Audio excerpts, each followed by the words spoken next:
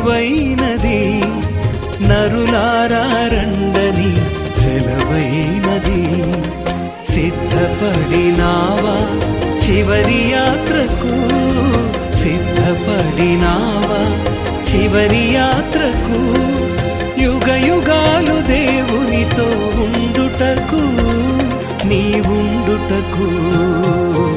ఈ జీవితం విలువైనది, నరులారా రండని సెలవైనది, దేవుని సెలవై. దేవుడు తాను కలుగుగా కంటే కలుగుతూ వచ్చినాయి. ఈ సర్వ సృష్టిని అంతటినీ కూడా దేవుడు మానవాళి కొరకు కలగజేసినటువంటి వాడుగా ఉన్నాడు. అయితే ఈ యొక్క భూమి మీద, ఈ భూమిలో ఉన్నటువంటి సమస్త విధమైనటువంటి వాటినన్నింటినీ కూడా ఏలటానికి ఒక మానవుని కూడా ఆయన కలగజేస్తూ వచ్చినాడు. నన్ను క్షమించు, నీ రక్తంతో కడుగు అని ఒక చిన్న మాటతో ఎంతో గొప్ప రక్షణ కలుగుతాయి. అయితే ఈ రక్తం వలన, ఈ రక్తం ఏం రక్తం అంటే పరిశుద్ధమైన రక్తం, నిష్కామ రక్తం, పరిశుద్ధ నీతిమంతుల రక్తం. అయితే ఈ లోకంలో మనం ఎన్నో గొర్రెలను అనేక మనం ఇక్కడ బలులుగా అర్పిస్తాం. అయితే వాటి వల్ల మోక్షం లేదు. కనుక ఈ పాప పరిహార నిమిత్తమై యేసుక్రీస్తు వారు ఈ భూమి మీదకి వచ్చినారు.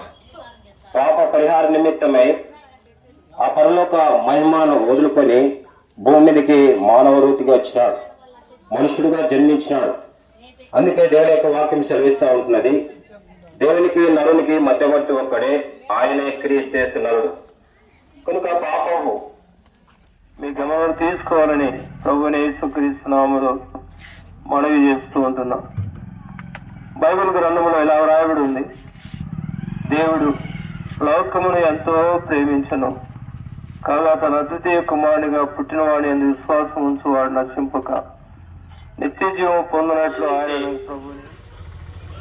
హృదయ శుద్ధి గల వారు ధన్యులు, వారు దేవుని చూచెదరనే మాట. హృదయ శుద్ధి కలవారు ధన్యులు, దేవుని వారు చూచెదరనే మాటల గురించి పరిశుద్ధ గ్రంథం సెలవిచ్చింది. ఆ మాట హృదయము అందరికీ దేవుడు అవసరము.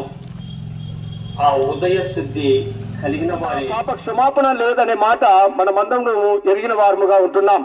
ఆ యొక్క అమూల్యమైన రక్తము మన యొక్క పాపమును విడిపించే వారి లోకంలో ఎవరు లేని విధానాన్ని బట్టి దేవుడే ఈ లోకానికి శరీరధారిగా దిగి వచ్చి ఆ పాపం నుండి మనం విడిపించుటకై ఆ యొక్క దేవాతి దేవుడే మన నిమిత్తమై ఆ కల్వరి శిలువలో బలైన వాడిగా ఉంటున్నాడు.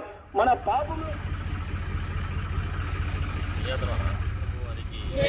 వరకు సువార్తలో సహాయపడిన యేసుప్రభు వారికి, మరి పనులు అనేకులను రక్షించే యేసుప్రభు వారికి హల్లెలూయా.